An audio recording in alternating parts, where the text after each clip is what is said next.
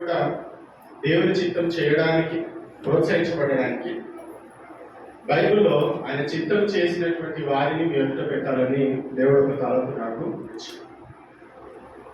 దేవుని చిత్తాన్ని చేసి చరిత్రలో నిలిచిపోయిన వారి గురించి చెప్పాలనేటువంటి ప్రేరణ దేవుడు నాకు ఇచ్చినాడు. దేవుని చిత్తాన్ని చేసి చరిత్రలో నిలిచిపోయినటువంటి వారు ఎప్పుడైతే మనం దేవుని చిత్తాన్ని చేస్తామో మనం కూడా అలాగూ అనేకులకు ఆశీర్వాదకరంగా ఆదర్శవంతంగా మనం ఉండే అవకాశం అర్థమవుతుంది. కాబట్టి ఈరోజు దేవుని చిత్తాన్ని చేసినటువంటి వారు చరిత్రలో ఏ విధంగా నిలిచిపోయిందో అనేటువంటి కొన్ని ఉదాహరణలు కొన్ని ఈరోజు మనకి ఇక్కడే లంచ్ కాబట్టి బాగానే చదువు ఇన్నిట్రా ఏడుగురి చెప్పాలి. ఏడుగురు గురించి నేను ముందు పెట్టాలని ఇష్టపడుతుంది. ఏడుగురైనా ఐదుగురైనా నేను కొద్దిసేపు చెప్తాను తెలిసిన వాళ్ళకి. కొన్నిసార్లు దేవుని చిత్తం మనకి అర్థం కాకపోవచ్చు. కొన్నిసార్లు దేవుని చిత్తం మనకి అర్థం కాకపోవచ్చు. నేనేమంటానంటే దేవుని చిత్తం అర్థం చేసుకోవాల్సిన అవసరం లేదు, దేవుని చిత్తం చేయడం ఇంపార్టెంట్. ఎందుకంటే ఆయన చిత్తం కొన్నిసార్లు మనం అర్థం చేసుకునేంత జ్ఞానం కొన్నిసార్లు మనకు ఉండదు. కానీ దేవుడు ఎప్పుడైనా తన చిత్తాన్ని మనకు తెలియజేసినప్పుడు we have to do it అంటే మనం చేయాలని అర్థమైందా. కాబట్టి కొన్నిసార్లు దేవుని చిత్తం మనకి అర్థం కాకపోవచ్చు, అయినా కానీ దేవుని చిత్తాన్ని చేయాలి. అర్థం కాకపోయినా దేవుని చిత్తాన్ని చేసి చరిత్రలో నిలిచిపోయినటువంటి వ్యక్తి ఎవరు అంటే నోవా. ఒకసారి ఆదికాండంలోకి వెళ్దాం. నోవా మనందరికీ తెలిసిన స్టోరీ, కానీ కొన్ని విషయాలు మీకు ఈ సమయంలో జ్ఞాపకం చేయాలని ప్రేరేపడం. 7వ అధ్యాయం ఆదికాండం 6వ అధ్యాయం 13వ వచనం నుండి కొన్ని వచనాలు చదవండి. 13 నుండి 22 జస్ట్ అక్కడ రాసుకోండి, కానీ మొత్తం చదవాల్సిన అవసరం లేదు. 13 ఒక 2 వచనాలు, తర్వాత చివరి వచనం. 6వ అధ్యాయం 13వ వచనం నుండి కొన్ని వచనాలు చదువు. దేవుడు నోవాహుతో సమస్త శరీరుల మూలముగా భూమి బలాత్కారంతో నిండి ఉన్నది కనుక నా సన్నిధిని వారి అంతం వచ్చి ఉన్నది. ఇదిగో వారిని భూమితో కూడా నాశనం చేయగలదు. చితిసారకపు ప్రాణుతో నీ కొరకు ఓడలు చేసుకొను. అరలు పెట్టి ఆ ఓడలు చేసి లోపటను వెలుపటను దానికి కీలు పూయవలెను. ఇక్కడ మీకు అర్థమైందా? దేవుడు నోవాహుకు ప్రత్యక్షమై ఏం చెప్తున్నాడు అంటే సమస్త శరీరుల మూలముగా భూమి బలాత్కారంతో నిండిపోయింది, ఇష్టానుసారంగా విచ్చలవిడి జీవితాన్ని జీవిస్తున్నారు, కాబట్టి వారి అంతం వచ్చింది. ఏమైంది? వారి అంతం వచ్చింది. కాబట్టి నేనేం చేస్తున్నా, భూమితో కూడా నాశనం చేయాలనుకుంటున్నాను. కాబట్టి నువ్వేం చేయి నోవాహు అంటే ఒక ఓడ తయారు చేయని 13వ వచనం నుండి 21వ వచనం వరకు మొత్తం డిస్క్రిప్షన్ ఇస్తాం. నోవాహు ఇదంతా చెప్పిన తర్వాత నోవాహు గురించి ఒకటే వచనం రాయబడి 22వ వచనం ఏముంది తెలుసా? నోవాహు అట్లు చేశాను అంతే. ఇంతసేపు ఏమని మాట్లాడితే నోవా ఏమన్నాడు? అసలు ఇక్కడ చదివినటువంటి డిస్క్రిప్షన్ కనుక మీరు చూస్తే నోవా ప్లేస్లో కనుక మనం ఉంటే ఇట్లా నోరెలో పెట్టి దేవుడు చూసే తప్ప తీయకూడదు. ఎందుకు అని అంటే అప్పటి వరకు భూమి మీద వర్షం అనేది లేదు. అర్థమవుతుందా? సరే నాశనం చేస్తానంటే ఏదో సొదమను గొమొరను అప్పటికే రాలేదు, కానీ అక్కడ ఏదో ఒక చిన్న చిన్న పట్టణాలను నాశనం చేసుకుని కానీ మొత్తానికి భూమినే నాశనం చేస్తాను దేవుడు. అలా ఎట్లా? ఆకాశం నుండి నేను నీళ్ళను పంపించి మొత్తం కూడా అసలు దేవుడు చెప్తున్న దానికి నోవాకి ఏమైనా అర్థమైందా అంటే నేనైతే అనుకుంటాను నోవాకి ఏమి కూడా అర్థం కాదు. అప్పటి వరకు వర్షం అంటే ఏంటో తెలియని నోవా దేవుడు చాలా పెద్ద ప్రాజెక్ట్ ఇచ్చింది. ఈ అసైన్మెంట్ ఇచ్చిన ఎన్ని రోజులు కట్టింది నోవాకు ఓడ తయారు చేయాలంటే? కొన్ని సంవత్సరాలు పట్టిందా? అవునా? మర్చిపోయిందా? అసైన్మెంట్ ఇచ్చిన పూర్తి పెట్టుకుంది, తర్వాత మర్చిపోతాం. చాలా సమయం పట్టింది. ఆ సమయం అంతా తీసుకొని ఏం చేసింది తెలుసా? దేవుడి యొక్క చిత్తాన్ని నోవాహు చేసింది. అందుకని నోవాహు ఏం చేసిందనంటే మనం అక్కడ నోవాహు అట్లు చేసాను, దేవుడు అతనికి ఆజ్ఞాపించిన ప్రకారం యావత్తు. నోవాహు గురించి మనం ఇప్పటికీ ఎందుకు మాట్లాడుకుంటున్నాం అంటే నోవాహు దేవుని చిత్తం అర్థం కాకపోయినా ఆయన చిత్తాన్ని పరిపూర్ణంగా నెరవేర్చు. కొన్నిసార్లు దేవుడు చెప్పేటువంటి మనకు అర్థం కాకపోవచ్చు. ఓడ కట్టమంటుండు, 3 అంతస్తులు కట్టమంటు, మళ్ళీ జంతువులన్నింటినీ తీసుకోమంటుండు. ఇదంతా కథ ఏంటి? దీని తర్వాత ఏం ఇవేమి కూడా నోవాహు తెలియదు, కానీ నోవాహు దేవుని చిత్తాన్ని చేసుకోవాలి. కాబట్టి దేవుని సన్నిధిలో కొన్నిసార్లు దేవుడు తన చిత్తాన్ని మనకి తెలియపరిచినప్పుడు, స్పష్టంగా తెలియపరిచినప్పుడు అది అర్థం చేసుకునే ప్రయత్నం నువ్వు చేయగలవు. కొన్నిసార్లు మనకు అర్థం కాకపోవచ్చు, కానీ దేవుడు నీకు చెప్పింది కదా, క్లియర్గా చెప్పింది కదా, అది మీరు చేయాలి. ఓడ కట్టిన తర్వాత కొంతకాలానికి వర్షము స్టార్ట్ అయింది. వర్షం స్టార్ట్ అయిన తర్వాత అప్పుడు భూమి అంతటా కూడా నీళ్లు మొత్తం నిండిపోయి అందరూ చనిపోతుంటే అప్పుడు నోవాహు బహుశా అర్థమై ఉండొచ్చు, ఓహో దేవుడు అందుకే నన్ను ఓడగట్టమన్నాడు కావచ్చు. ఒకవేళ నేను ఓడగట్టకపోయి ఉంటే నేను కూడా ఆ నీళ్ళలో పడి నా కుటుంబం కూడా ఎంత నాశనం అయిపోయేదని బహుశా ఎప్పుడు అర్థమైంటది? ఆ ఓడ జలముల మీద పైకి లేచి ప్రయాణం చేస్తున్నప్పుడు నేను అప్పుడు కొన్నిసార్లు మనము ఆయన చిత్తాన్ని అర్థం చేసుకోవడానికి సమయం పడుతుంది కావచ్చు, కానీ దేవుడు ఇది అని తన చిత్తాన్ని దేవుడు చెప్పినప్పుడు మనము చేయాలి.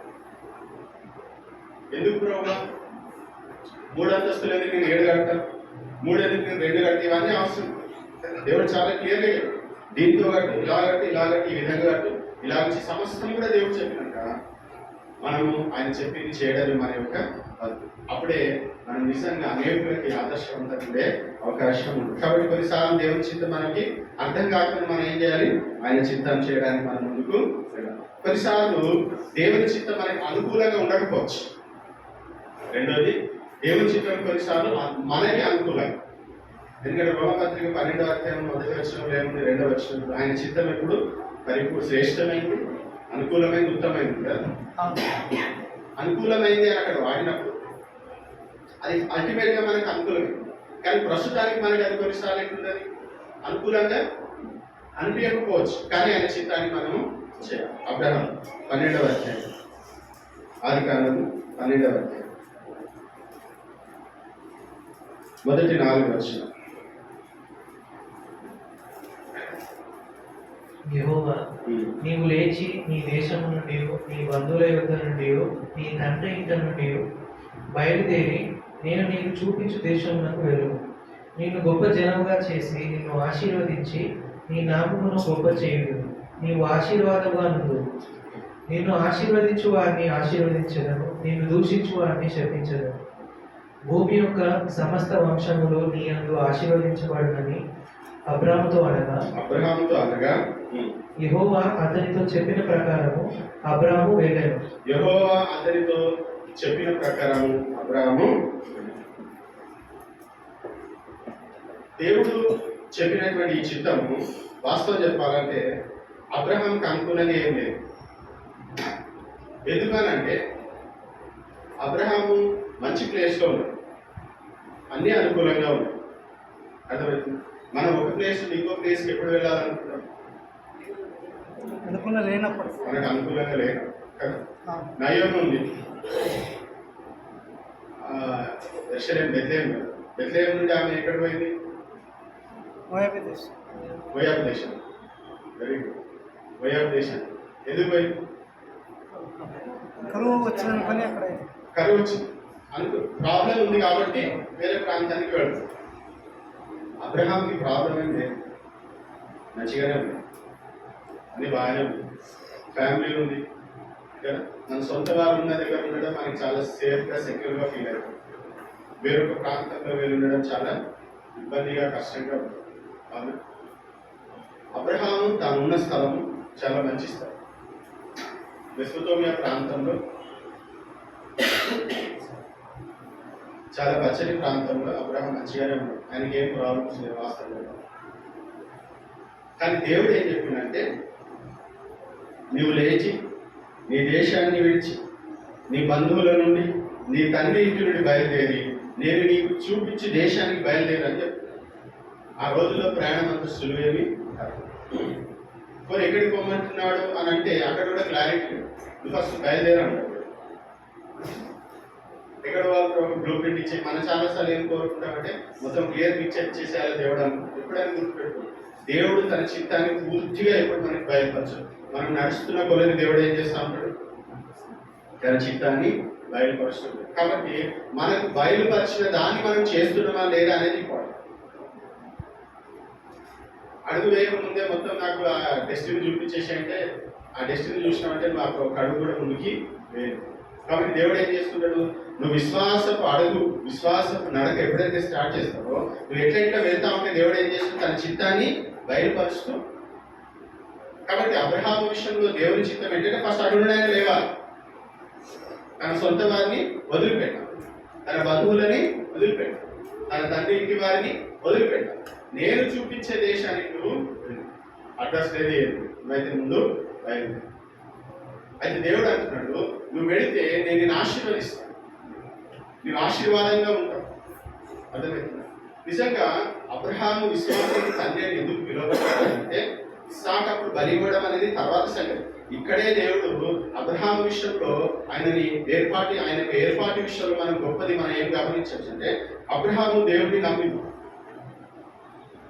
అర్థమవుతుంది. అబ్రహాము దేవుడిని నమ్మి తను ఎక్కడికి వెళ్ళాలో కూడా తెలియకుండానే దేవుడు నన్ను బయలుదేరుతున్నాడు కాబట్టి నేను బయలుదేరి వెళ్తున్నా అని అబ్రహాము వెళ్తాడు. అనుకూలంగా లేవు అప్పటి పరిస్థితులు. మన అబ్రహాము జీవితం అక్కడక్కడ మనం చూస్తాం. షారాకు వచ్చిన ప్రాబ్లం మనకు తెలుసు కదా, ఇతరులతో కూడా అనేకమైనటువంటి ప్రాబ్లమ్స్ అని ఫేస్ చేస్తాం. కాబట్టి అబ్రహాము గురించి మనం ఇప్పటికీ మాట్లాడుకోవడానికి కారణం ఏంటంటే ఆయన దేవుని చిత్తాన్ని చేశాడు. ఆయనకు అనుకూలంగా లేకపోయినా ఆయన చిత్తాన్ని చేసిన, అంటే ఆయనతోని దేవుడు ఏది చెప్తే అది చేశాడు. ఇస్సాకును బలి ఇవ్వడం అనుకూలంగా అబ్రహాం చాలా కష్టం, కానీ దేవుడు చెప్పింది ఇది నా చిత్తం అన్నాడు కదా, కాబట్టి నేను బయలుదేరి చూడండి. కాబట్టి కొన్నిసార్లు దేవుని చిత్తం మనకు అనుకూలంగా అనిపించకపోవచ్చు. ఆ సమయంలో ఆ సందర్భంలో మనం ఎంత ఆలోచన చేసినా, ఎంత ఫ్యూచర్ గురించి మనము తర్చన పడి ఇలా ఉంటుంది కావచ్చు అలా ఉంటుంది కావచ్చు అని ఆలోచన చేసిన మనకి అంత పట్టదు. వాటి గురించి ఆలోచన చేయడం అని దేవుడు చూస్తుంది. దేవుడు మీకు ఇప్పుడు ఏం చెప్పినాడు అది మనము చేసే ప్రయత్నము చేయాలి. కాబట్టి రెండోది దేవుని యొక్క చిత్తం మనకి అనుకూలంగా లేకపోయినా మనం ఏం చేయాలి, ఆయన చిత్తాన్ని చేయాలి. అబ్రహాం అదే చేశాడు. కొన్నిసార్లు దేవుని చిత్తము ఆందోళనకరంగా కూడా ఉంటుంది. కొన్నిసార్లు ఏంటుంటుంది ఆందోళన అంటే తెలుసు, చాలా టెన్షన్, కానీ ఇది నా చిత్తం అంటాడు దేవుడు. అప్పుడు వెళ్ళడం చాలా కష్టమైంది, కానీ చేసి చూడండి. నిర్గమకాండం 3వ అధ్యాయం, నిర్గమకాండం 3వ అధ్యాయం 7 నుండి 10వ వచనం. నిర్గమకాండం 3వ అధ్యాయం 7 నుండి 10వ వచనం.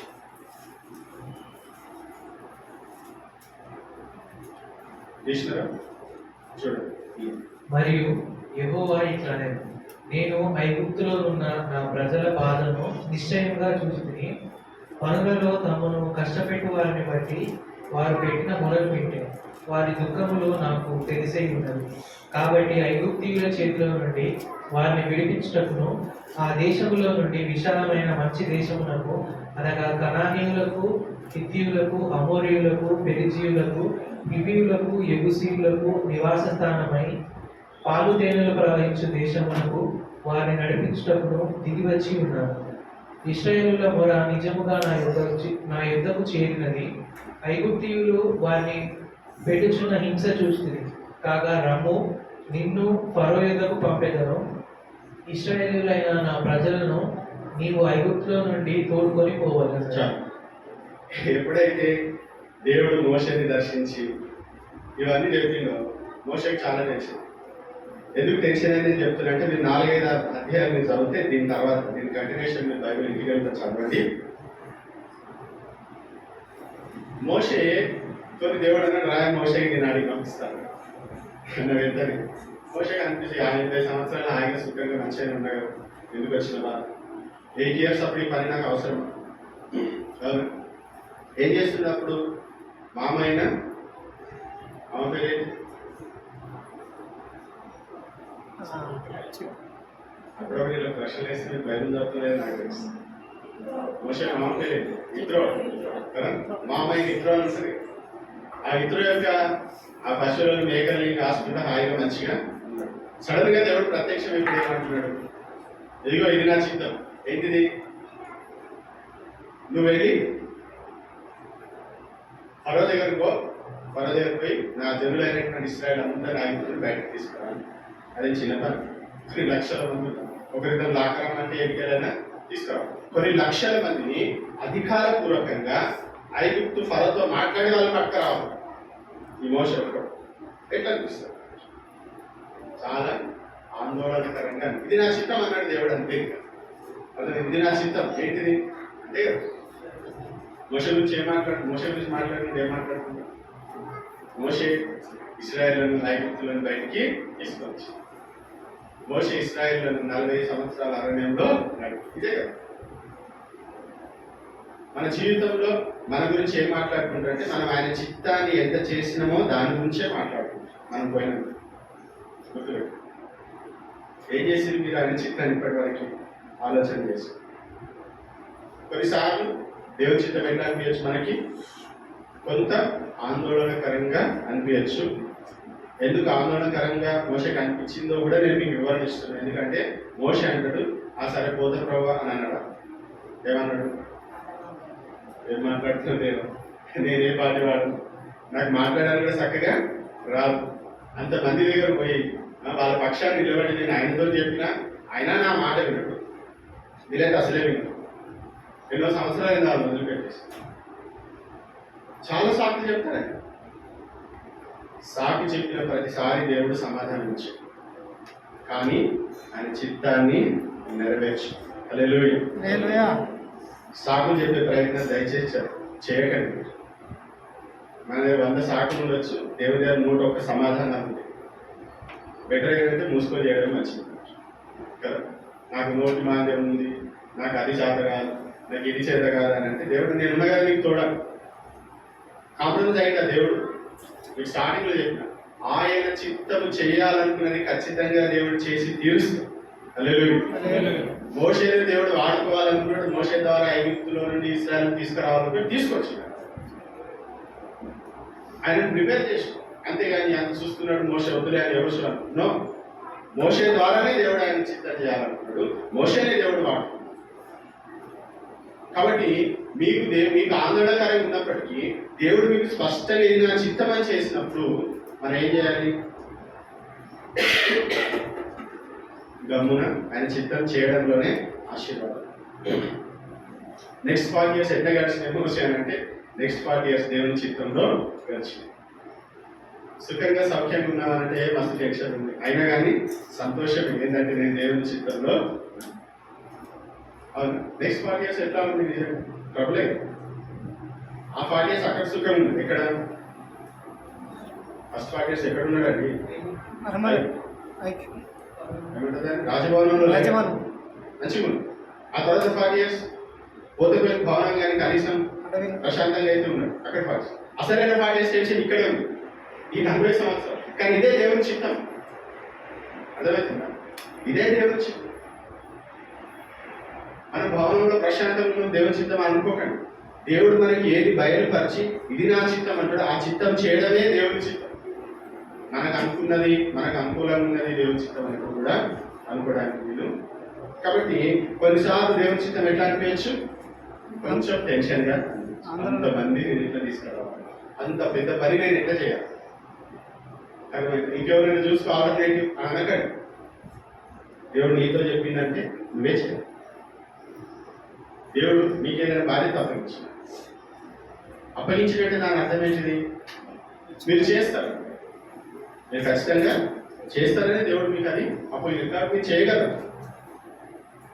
సోమర్థనాన్ని బట్టో, నిర్లక్ష్యాన్ని బట్టో, దేని బట్టి మనం సాకులు చెప్తాం, కానీ వాస్తవం ఏంటిది? మీ లోపల అది ఉంది కాబట్టే దేవుడు మీకు తన చిత్తాన్ని ఇది అని దేవుడు బయలుపరచు. కాబట్టి కొన్నిసార్లు మన జీవితంలో కూడా ఆయన చిత్తం ఎట్లా కనిపిస్తుంది మనకి, మన దృష్టికి ఆందోళనకరంగా కనిపించచ్చు, కానీ మనం అది చేయాలి. మోషే చేసిన ఇశ్రాయేలు బయటకు తీసుకొచ్చిందా? తీసుకోవచ్చు. అవి మీకు చదివించాల్సిన అవసరం లేదు, మీకు తెలుసు. తర్వాత కొన్నిసార్లు దేవుని చిత్తము అసాధ్యంగా అనిపిస్తుంది. కొన్నిసార్లు అసలు దేవుని చిత్తం ఎట్లా అనిపిస్తుంది? మనం చాలాసార్లు మన నోట్లో ఆ మాట వస్తుంది, అసాధ్యం అని. కానీ అది దేవుని చిత్తము అని చెప్పినప్పుడు అసాధ్యమైన వాటిని కూడా దేవుడు ఏం చేస్తాడు? మన ద్వారా జరిగిస్తాం. చూడండి, న్యాయాధిపతుల గ్రంథం 6వ అధ్యాయం 11వ వచనం నుండి 15వ వచనం వరకు. న్యాయాధిపతుల గ్రంథం 6వ అధ్యాయం 11వ వచనం నుండి 15వ వచనం.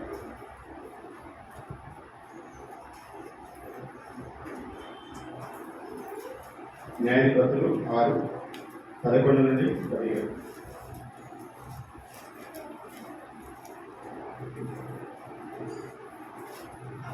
యెహోవా దూత వచ్చి, ఒక నిమిషం అందరు తీసిందా? అందరు 6:11. యెహోవా దూత వచ్చి అబీయెజ్రీయుడైన యోవాషునకు కలిగిన ఓఫ్రాలోని మస్తకి వృక్షం క్రింద కూర్చుండెను. యోవాషు కుమారుడైన గిద్యోను మిద్యానీయులకు మరుగైంటున్నట్లు గానుగ చాటున గోధుమలను దుల్లగొట్టుచుండగా యెహోవా దూత అతనికి కనబడి, పరాక్రమము గల బలాఢ్యుడా, యెహోవా నీకు తోడై ఉన్నాడని అతనితో అనగా, గిద్యోను, చిత్తము నా ఏలినవాడా, యెహోవా మాకు తోడై ఉండిన ఎడల ఇదంతయు మాకు ఎలా సంభవించాను? యెహోవా ఐగుప్తులో నుండి మమ్మల్ని రప్పించనని చెప్పుచు మా పితరులు మాకు వివరించిన ఆయన అద్భుత కార్యములన్నీ ఏమాయను? యెహోవా మమ్మల్ని విడిచిపెట్టి మిద్యానీయుల చేతికి మమ్మల్ని అప్పగించనని అతనితో చెప్పారు. అంతటా యెహోవా అతని తట్టు తిరిగి, బలము తెచ్చుకొని వెళ్ళి మిద్యానీయుల చేతిలో నుండి ఇశ్రాయేలీయులను రక్షించుము, నిన్ను పంపిన వాడును నేనే అని చెప్పగా, అతడు, చిత్తము నా ఏలినవాడా, దేని సహాయం చేత నేను ఇశ్రాయేలును రక్షింపగలను? నా కుటుంబము మనష్షే గోత్రంలో ఎన్నికలేనిదే, నా పితరుల కుటుంబములో నేను కనిష్ఠుడనై ఉన్నానని అతనితో చెప్పాను. చూడండి, ఇక్కడ ఒక మిషన్ అప్పగిస్తున్నాడు, లేదా ఒక చిత్తం, దేవుని చిత్తం. ఏంటిది దేవుని చిత్తం? ఇక్కడ ఏంటి దేవుని చిత్తం? ఈ దేవుని పట్ల దేవుని చిత్తం ఏంటిది? దేవుడు పంపిస్తాడు ఆయన చిత్తం ఏంటి?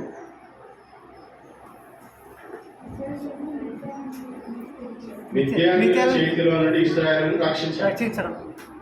మిద్యానీయుల చేతిలో నుండి ఇశ్రాయేలును రక్షించాలి అనేది దేవుని చిత్తం. ఇది అసాధ్యమైంది అని ఎందుకు అని అంటున్నానంటే, గిద్యోనికి అసాధ్యమైంది అని అనిపించింది. ఎందుకు అంటే, గిద్యోను ఏం చేస్తున్నాడు ఆ సమయానికి?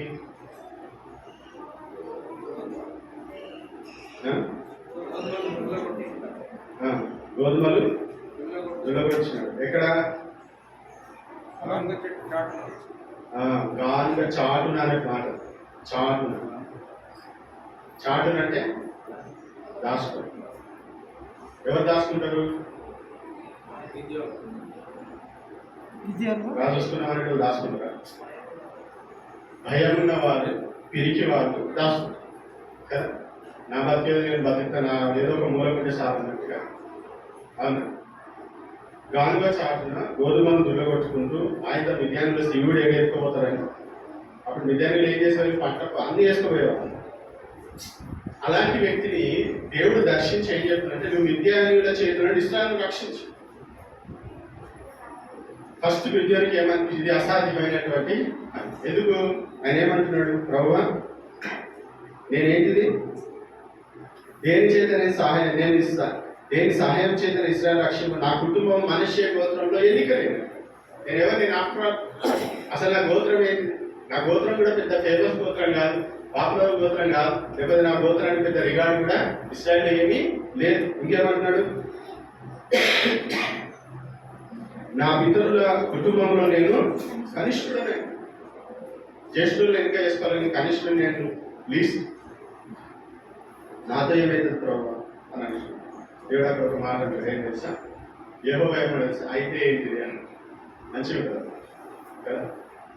నా గోత్రం ఎన్నిక లేని నేను కనిష్ఠుడు అంటే యెహోవా అతనితో ఏమన్నాడు తెలుసా? అయితే అయితే ఇవన్నీ ఎందుకు చెప్తున్నాడు? ఇవన్నీ ఇంపాసిబుల్ టాస్క్ మీరు ఇచ్చేకి అనంటే సో అయితే నేను కదా నీకు చెప్తున్నాను, నేను కదా ఇది నా చిత్తం అని బయలుపరుస్తున్నాను. కాబట్టి విద్యోలు నువ్వు వెళ్ళి ఏం చేయి, విద్యార్థులను నుండి ఇస్తాను రక్షించు. విద్యను బాగా సతాయిస్తారు కదా, నేను ఇంటికి వెళ్తాను చాలా నీవే అయితే ఇలా చెయ్యి అలా చెయ్యి కదా, ఇక్కడ తడి ఉండాలి, అక్కడ పొడి ఉండాలి, అక్కడ పొడి ఉండాలి, ఇక్కడ తడి ఉండాలి అంటే ఇంపాసిబుల్ థింగ్స్ ని చేసి చూపించిన నువ్వే నాకు అష్యూరెన్స్ అని చెప్తాను. నిజంగా దేవుడు ఎంతో ఓపిక కలిగిన వాడు అంటే ఇద్దరు కాబట్టి ఇంకోడు అంటారు. గిద్యోని ఏది అడిగిందో అది చేసింది దేవుడు. ఇక్కడంతా పచ్చిగుండాలి, ఇక్కడంతా ఎండిపోయాడు. ఆయన దేవుడే ఈ గిద్యోని ఏది అడిగిండో దేవుడు అది చేసింది. అప్పుడు గిద్యోను వెళ్ళి విద్యార్థుల చేతులను ఇస్రాయేలును రక్షిస్తారు. ఆయన న్యాయాధిపతిగా గిద్యోను చరిత్రలో నిలిచిపోయాడు. అతను దేవుని చిత్తం జరిగిందా? జరిగింది. ఫస్ట్ ఎట్లా అనిపించింది? అసాధ్యం అనిపించింది కదా. కొన్నిసార్లు దేవుని చిత్తం ఎట్లా అనిపిస్తుంది? అసాధ్యం అనిపిస్తుంది. కానీ దేవుడు ఏం చేస్తాడు? ఖచ్చితంగా సాధ్యపరుస్తాడు. దేవుడు ఇది నా చిత్తం అని చెప్పిండు అని అంటే ఖచ్చితంగా దాన్ని దేవుడు చేస్తాడు. గిద్యోను ద్వారా దేవుడు ఇశ్రాయేలుకి రక్షణ ఇవ్వాలనుకున్నాడు, ఇచ్చాడు. కాబట్టి కొన్నిసార్లు దేవుని చిత్తము మనకు అనులేదు. అంటే మన కేపబిలిటీ, మనకున్న సామర్థ్యము, మనకున్న స్థితిగతులను బట్టి మనం ఏమనుకుంటుంది ఇది అసాధ్యం అనుకుంటారు. మీరు నమ్మండి, మీ జీవితం అయిపోయే లోపు ఖచ్చితంగా మీరు అసాధ్యమైన పనులు దేవుడు మీతో చేయిస్తాడు. హల్లెలూయా. అసాధ్యమైన పనులు దేవుడు మనతో మనకు కూడా తెలియదు చేసినాం. ఒకసారి వెనక్కి తిరిగి చూసుకుంటే డెఫినెట్ గా అసాధ్యమైన పనులను దేవుడు మనతో చేస్తాడు. మనం ఆయన చిత్తానికి విధేయత చూపించిన కొన్నిసార్లు దేవుని చిత్తం మనకి ఆమోదయోగ్యంగా అనిపించకపోవచ్చు. ఆమోదయోగ్యం అంటే ఆమోదించడం అంటే తెలుసా? అగ్రి అవ్వడం కదా. ఒకరు ఏదైనా అన్నారు అనుకోండి, ఓకే అనడం, ఆమోదించడం. కొన్నిసార్లు దేవుని చిత్తము మనకి ఓకే అనిపించకపోవచ్చు. అంటే దేవుని యొక్క చిత్తానికి మనము ఆమోదించకపోవచ్చు. అయినా కానీ మనం ఏం చేయాలి అంటే మన ఒపీనియన్ మనకుంటే దేవుని ఒపీనియన్ దేవుని. కానీ దేవుడు ఇది చెప్పినప్పుడు మనం ఏం చేయాలి? ఇక ఆమోదయోగ్యంగా లేకపోయినా ఆయన చిత్తాన్ని చేయాలి. పేతురు అలాగే చేశాడు. చూడండి లూకాసు వార్త 5వ అధ్యాయం. లూకాసు వార్త 5వ అధ్యాయం 4 నుండి 7 వచనం. లూకాసు వార్త 5వ అధ్యాయం 4 నుండి 7 వచనం. ఆయన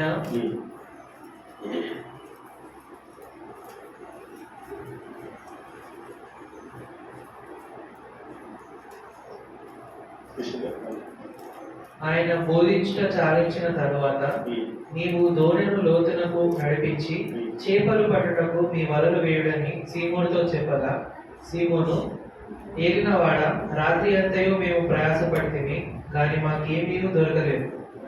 అయినను నీ మాట చొప్పున వలలు వేతునని ఆయనతో చెప్పారు. వారు అలాగూ చేసి విస్తారమైన చేపలు పట్టిరి. అందుచేత వారి వలలు పిగిలిపోచుండగా వారు వేరొక దోణిలోనున్న తమ పాలివారు వచ్చి తమకు సహాయం చేయవాలని వారికి సంజ్ఞలు చేసింది. వారు వచ్చి 2 దోణెలు మునుగునట్లు నింపిరి. 2 దోణెలు మునుగునట్లు నింపిరి. ఇక్కడ యేసు ప్రభు చెప్తున్నటువంటి మాట వాస్తవానికి పేతురుకి ఆమోదయోగ్యంగా లేదు. అవునా? క్లియర్గా చెప్తుంది కదా. ఏమని దేవుడు ఏమంటాడు? కొంచెం లోతుకి తీసుకో పంపించి నువ్వు పలవి. ఈయనేమంటున్నాడు? ప్రభు రాత్రంతా ప్రయాసపడ్డాను, ఏం దొరకలేదు, నేను జాలని లోపల అనిపించి బయటకు అనిపించింది, కానీ నాకు చెప్తున్నావా నేను జాలని. అయినా కానీ మీరు చెప్పారు కాబట్టి నేను మీతో అంగీకరిస్తలేను. బట్ స్టిల్ మీరు చెప్పారు కాబట్టి నేను ఏం చేస్తున్నా? దేవుడు తన చిత్తం చెప్పినప్పుడు కొన్నిసార్లు మన నాలెడ్జ్, మన ఎక్స్పీరియన్స్ కొన్నిసార్లు దాంతో ఏకీభవించకపోవచ్చు. కానీ దేవుడు అద్భుతాలు చేసే దేవుడు. అద్భుతాలు ఎక్కడ జరుగుతుంది తెలుసా? ఏమీ లేని చోట అద్భుతాలు జరుగుతాయి. హల్లెలూయా. అక్కడ ఏం లేవు అసలు. వాస్తవం చెప్పాలంటే సముద్రాలు, అది జాలంలో కూడా తెలుసు, ఆ సముద్రాన్ని కూడా తెలుసు. కానీ దేవుడు గుర్తిస్తాడు. అదే రాత్రంతా ప్రయాసపడ్డా అయినా కానీ మళ్ళీ ఏమంటాడు? సరే తీయ నువ్వు చెప్పినావు కాబట్టి మీరు ఎప్పుడైతే వారు వలలు వేస్తారో దేవుడు ఆయన చిత్తాన్ని చేసినాడు కాబట్టి వారు ఎంతగా బ్లెస్ చేసినారంటే వారి వలలు కూడా పట్టుకోలేకపోయినాయి ఆశీర్వాదం. వలలు పిగిలిపోయేంతగా అయ్యో అంత వలలు ఎక్కడ మొత్తం పిగిలిపోతే మీద మొత్తం అడే పోతాయి. మళ్ళీ అతను వేరే వాళ్ళని పిలిచి ఆ 2 దోణెలని ఎట్లా జరిగింది? ఆయన చిత్తాన్ని చేసినప్పుడు అద్భుతాలు జరుగుతాయి. మనకు నేను చిన్న మెదడుతోని దేవుని ఒపీనియన్ మనం క్వశ్చన్ చేయాల్సిన అవసరం, దేవుని యొక్క చిత్తాన్ని మనం ప్రశ్నించాల్సిన అవసరం లేదు. నీ ఒపీనియన్స్ నీకు ఉండొచ్చు, అవన్నీ నీ భూమి మట్టికే నీ జ్ఞానం అంతా కూడా దేవుడు అనంత జ్ఞానం. ఆయన అద్భుతాలు చేసేటువంటి దేవుడు. నిజమే కావచ్చు, పేతురు రాత్రంతా ప్రయాసపడ్డాడు, అలసిపోయిన కూడా కావచ్చు, కానీ సరే నేను చెప్తున్నవి ఇది నా చిత్తం. ఆమోదయోగ్యంగా లేకపోయినా మనం ఆయన చిత్తాన్ని చేయాలి.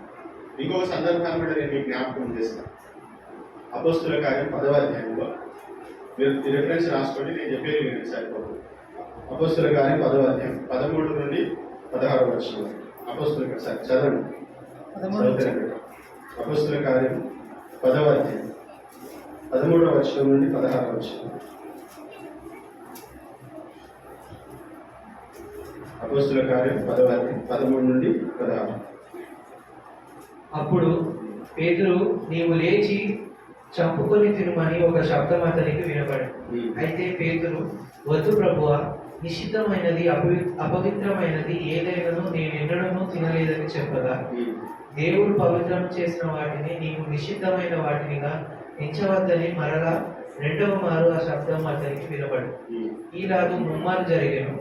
వెంటనే ఆ పాత్ర ఆకాశంలో ఎత్తబడింది. దేవుడు ఒక మాట చెప్తున్నాడు ఏంటంటే, అక్కడ ఒక దర్శనంలో ఒక దుప్పట్లో చతుష్పాద జంతువులు, అపవిత్రమైన జంతువులు అన్ని కూడా అక్కడ ఉన్నాయి. దేవుడు చెప్తున్నాడు ఏమని, వీళ్ళని చంపుకొని తినమని. పేతురు ఎవరు? పేతురు ఒక యూదుడు కాబట్టి వారికి పవిత్రమైన అపవిత్రమైన జంతువులకు చాలా ఖచ్చితమైనటువంటి నియమ నిబంధనలు. కాబట్టి పేతురు దేవుడికే చెప్తున్నాడు, ఏం కూడా వారికి తెలియదా, నేను ఇట్లాంటి ఎప్పుడు కూడా సరే నేను చెప్తున్నాను. 28వ వచనం 29వ వచనం. ఇది దేవుడు ఎందుకు చెప్పిండారంటే, పేతురికి ఒక ఒపీనియన్, ఒక ఆలోచన, అదే చేయాలనుకున్నాడు. ఏంటిదనంటే యూదులకే సువార్త చెప్పాలి అని. ఎవరికి? యూదులకి. 28-29 వచనం. అప్పుడు అతడు అన్యజాతి వారితో సహవాసం చేయుట అయినను అట్టి వారిని ముట్టుకొనుట అయినను యూదునికి ధర్మం కాదని. అన్యజాతి వారితో సహవాసం చేయడమైన అట్టి వారిని ముట్టుకొనుట అయిన యూదులకి ధర్మం కాదు. అది కరెక్ట్ కాదు కదా, మాకు అది సూట్ కాదు, మేము అది చేయొద్దు రూల్ ప్రకారం. కానీ ధర్మం కాదని మీకు తెలియదు. అయితే ఏ మనుషుడును నిషేధింపదగిన వాడైనను అపవిత్రుడనని ఆయనను చెప్పకూడదని దేవుడు నాకు చూపించి ఉన్నాడు. కాబట్టి నన్ను పిలిచినప్పుడు అడ్డమేమీ చెప్పక వచ్చితిని కనుక ఎందు నిమిత్తము నన్ను పిలువనంపితిరో దానిని కూర్చి అడుగుచున్నానని వారితో చెప్పాను. కొర్నేలి ఒక అన్యుడు. కొర్నేలి అక్కడికి వెళ్ళి దేవుడు ఏం చెప్పాను, దేవుడు అక్కడ చూపించినటువంటి దర్శనం ఏంటంటే, నువ్వు అన్య జనులతో కూడా వెళ్ళి నువ్వు సువార్తని ప్రకటించు. కానీ అన్య జనులతో మాట్లాడడం, వాళ్ళు ముట్టుకోవడం అన్నీ మాకు అసలు మేమేంది, అసలు ఫీలింగ్స్ ఉంటాయి కదా, నేనేంది అసలు తెలుసు. నువ్వు దేవుని చేత సృష్టించబడిన ఒక సృష్టి అంతే. అర్థమైంది? బాగా ఫీల్ కావాల్సిన అవసరం లేదు. ఒక సెకండ్లో నేనేంటి అనుకున్నాడు, నువ్వు లేకుండా కూడా దేవుడు చేస్తాను. కాబట్టి నేను యూదునే కదా, నేను స్పెషల్ కదా, నేనేది అన్ని జనులతో సమావేశం చేసి వాళ్ళతో నేనేది మాట్లాడాను, అది నీ అభిప్రాయం కావచ్చు. పేతురు, ఇది నా చిత్తం ఏంటిది, నువ్వు వెళ్ళి కొర్నేలితో వెళ్ళి నువ్వు ఆయనకి వెళ్ళి సువార్తను అక్కడి నుండి ఒక బ్రేక్ త్రూ అనేటువంటి, అంటే అప్పటి వరకు కూడా సువార్త ఎక్కడి వరకు ఉండేది, యెరూషలేము మట్టుకే లేదా యూదుల మట్టుకే. అక్కడి నుండి దేవుడు ఒక నూతన అధ్యాయాన్ని ఆరంభించింది. కారణం ఏంటంటే పేతురు దేవుని చిత్తాన్ని అమ్మదగిన ఉందా పేతురికి? పేతురు దేవుడు చెప్తే సరే అని అనిపించిందా? అన్ని దగ్గర పోవాలా, అన్ని దగ్గర పోవాలా నేను, కానీ దేవుడు చెప్పింది క్లియర్గా నువ్వు వెళ్ళాల్సింది. కాబట్టి వెళ్ళి నువ్వు అక్కడ సువార్త చెప్పినాడు. సువార్త చెప్తుండగానే వారందరూ ప్రభువుని తెలుసుకున్నారు, పరిశుద్ధాత్మతో కూడా నింపబడ్డాడు. కాబట్టి కొన్నిసార్లు దేవుని చిత్తము మనకి ఆమోదయోగ్యంగా ఉండకపోవచ్చు. అయినా కానీ మనం ఏం చేయాలి? దేవుడు చెప్పినప్పుడు మనము చేయాలి. అర్థమైంది నేను చెప్తుంది. మీరు మళ్ళీ మీరు ఇంటికి వెళ్తే వీటి గురించి ఆలోచన చేయండి. మీ సొంత ఒపీనియన్ దయచేసి ఎవరంటే తీసి పక్కన పడేసి ఆయన చిత్తం చేయడము ఇంపార్టెంట్. ఆరోదిగా కొన్నిసార్లు దేవుని చిత్తం మనకి అసలు ఇష్టమే ఉంటుంది. కొన్నిసార్లు దేవుని చిత్తం మనకి అయిష్టంగా అనిపించు. ఎట్లా అనిపిస్తుంది? అయినగా చేయాలి. యోనా గ్రంథం. యోనా ఎక్కడుంటాడు? యోనా ఎక్కడున్నాడంటే పాత నిబంధన కొత్త నిబంధన చెప్పాలి. ఊరి పేరు అడగలేదా? తీయండి. యోనా గ్రంథం మొదటి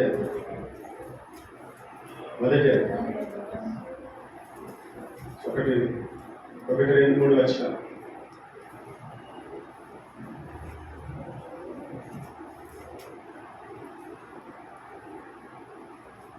యెహోవా వాక్కు అమిత్తయి కుమారుడైన యోనాకు ప్రత్యక్షమై ఈలాగు సెలవిచ్చాడు.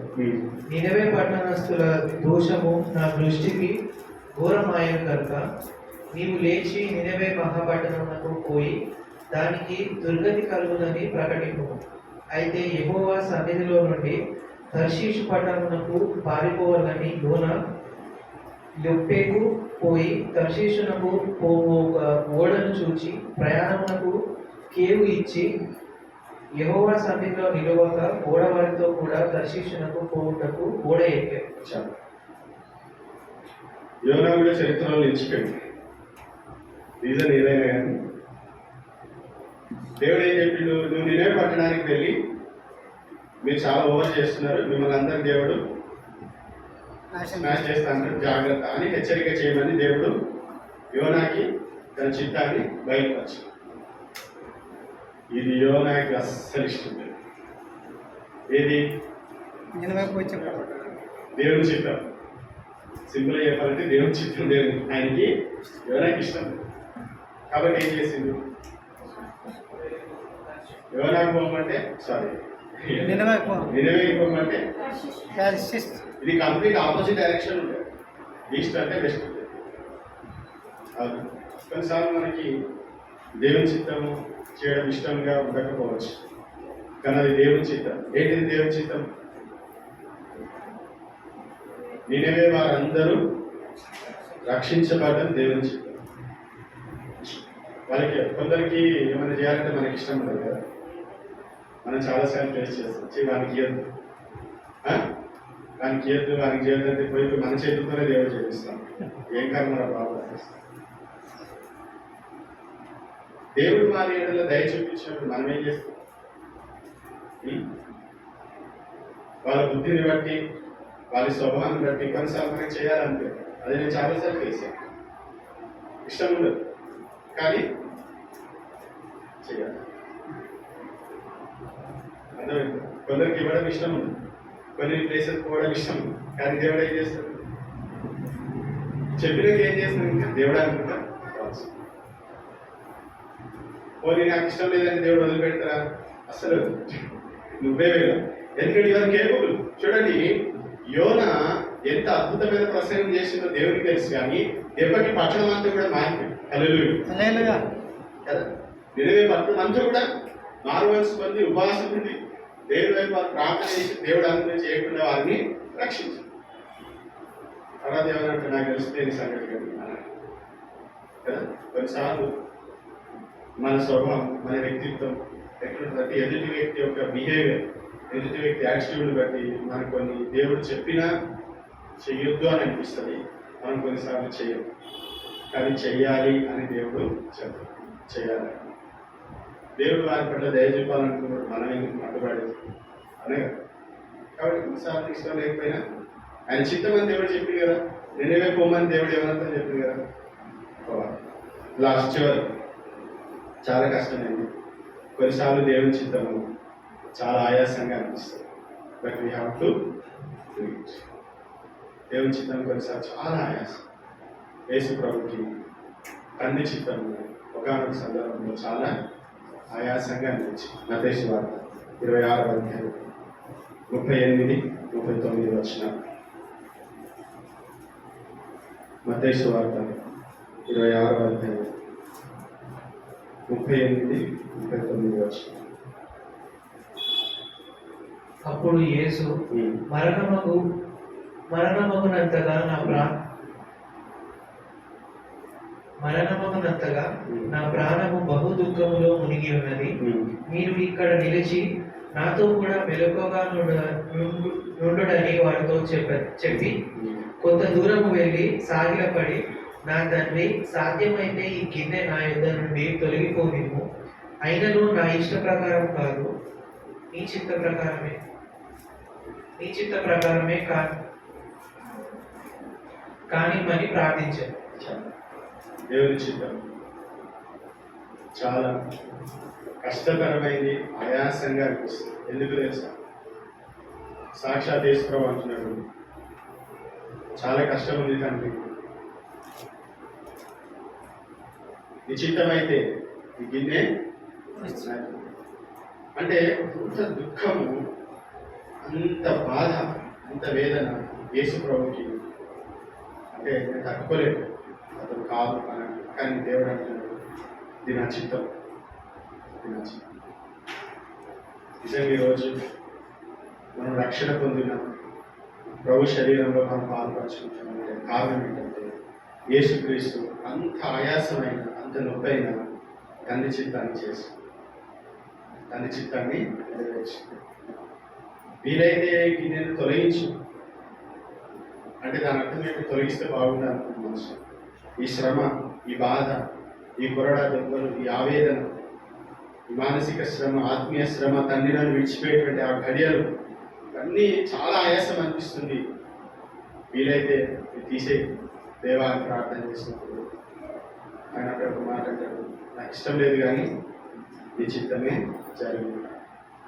దేవుడి కొన్నిసార్లు ఆయన చిత్తం మనకి ఆయాసంగా అనిపించచ్చు, కానీ అందులో కొన్ని లక్షల మందికి ఆశీర్వాదం ఉంటుంది, కొన్ని వందల మందికి ఆశీర్వాదం. ఆయాసం అయినా కానీ మనం ఏం చేయాలి? దాన్ని ఆయన చిత్తం అన్నప్పుడు మనం భరించాం. ఆయన చిత్తం ఇది అని అన్నప్పుడు అది నరకంలాగా అనిపించినా మనము భరించాం. ఎంతోమంది అపోస్తలులు, ఎంతోమంది దైవ సేవకులు ఆయన చిత్తం ఇది అని తెలిసి భారతదేశానికి వచ్చి తమ ప్రాణాన్ని కోల్పోయి, తమ పిల్లల్ని వారి కళ్ళ ముందే వారి పిల్లలు చనిపోతా ఉంటే చూసి, వారి కళ్ళ ముందే వారి పిల్లల్ని కాలగట్టుకుంటే చూసి, కానీ అక్కడే ఉంది దేవుని పని చేసి. ఎందుకంటే ఇది నా దేవుని చిత్తం. నేను ఇండియాకి రావడం దేవుని చిత్తం, ఆఫ్రికాకి వెళ్ళడం దేవుని చిత్తం. కాబట్టి ఎంత కష్టం ఉన్నా, ఎంత శ్రమ ఉన్నా ఆయన చిత్తం కాబట్టి, ఎంత ఆయాసం ఉన్నా ఆయన చిత్తం కాబట్టి నేను చేస్తాను. వారు అద్భుతమైనటువంటి కార్యాలు చేసినారు. కొన్ని వేల లక్షల ఆత్మలు వారు రక్షణలో తీసుకువచ్చు. కొన్నిసార్లు మన జీవితంలో కూడా ఆయన చిత్తము ఆయాసంగా అనిపించవచ్చు, కానీ ఇది నా చిత్తము అనుకున్నప్పుడు ఆ గిన్నెను మనం స్వీకరించాలి. ఆ బాధను మనం ఏం చేయాలి? స్వీకరించాలి. దేవుని యొక్క చిత్తము ఇప్పుడు నేను చూపించినటువంటి 7 సందర్భాలు వారందరూ కూడా ఆయన చిత్తాన్ని చేసినారు. చరిత్రలో అద్భుతంగా వారు నిలిచినారు. కాబట్టి ఈరోజు ప్రశ్న ఏంటంటే, దేవుడు తన చిత్తాన్ని మనకు బయలుపరిచినప్పుడు మన ఆయన చిత్తాన్ని చేయడానికి ఇష్టపడతాము. మొత్తం ఎక్స్ప్లెయిన్ చేయకుండా అనకండి. దేవుడు కొన్నిసార్లు ఆయన చిత్తం అర్థం కాకపోయినా ఆయన చిత్తాన్ని మనం చేయాలి. ఆయన చిత్తం కొన్నిసార్లు మనకు అనుకూలంగా లేకపోయినా ఆయన చిత్తాన్ని చేయాలి. కొన్నిసార్లు ఆయన చిత్తము ఆందోళనకరంగా అనిపించచ్చు, అపైత టాస్క్ అనిపించచ్చు, అయినా కానీ మనం ఏం చేయాలి? ఆయన చిత్తాన్ని చేయాలి. కొన్నిసార్లు ఆయన చిత్తము అసాధ్యంగా అనిపించవచ్చు, కొన్నిసార్లు ఆమోదయోగ్యంగా మనకి అనబడకపోవచ్చు, మనకు అనిపించకపోవచ్చు, కొన్నిసార్లు మనకి అసలు ఇష్టమే ఉండకపోవచ్చు, కొన్నిసార్లు ఆయాసం కూడా అనిపించవచ్చు. But still we have to do his will. ఆయన చిత్తం మనం చేయాలి. ఆయన చిత్తం చేయడంలోనే ఆశీర్వాదం ఉంది. మీ లోకంలో ఎంత సంపాదించినా, ఎంత ఉన్నత స్థితికి పోయినా, ఎన్ని కోట్లు సంపాదించి, ఎన్ని దాన ధర్మాలు చేసినా అవన్నీ కూడా ట్రాష్, అవన్నీ కూడా వేస్ట్, ఏవి కూడా పనికిరావు. దేవుని చిత్తం కొరకు మీరేం చేసినారో అదే చరిత్రలో నిలిచిపోతుంది. మరలా చెప్తున్నా, నోవా గురించి మాట్లాడుతూ, ఓడ గురించి మాట్లాడతాం, మోషే గురించి మాట్లాడి, ఇశ్రాయేలుని ఐగుప్తులను బయటకు తీసుకొచ్చిన దాని గురించి మాట్లాడతాం. అవి దేవుని యొక్క చిత్తం, వాటి గురించి మనం మాట్లాడుతున్నాం. కాబట్టి దేవుని బిడ్డలంగా దేవుడు మనల్ని పిలుచుకున్నాడు. దేవుడు మనల్ని రక్షించిన, ఎందుకంటే ఆయన చిత్తము చేయాలి. కాబట్టి ఆయన చిత్తము ఏ విధంగా ఉన్నప్పటికీ ఆయన చిత్తం చేయడానికి మనము ముందుకు కొనసాగాలి. తల్లు వచ్చి ప్రార్థన చేసి అందరూ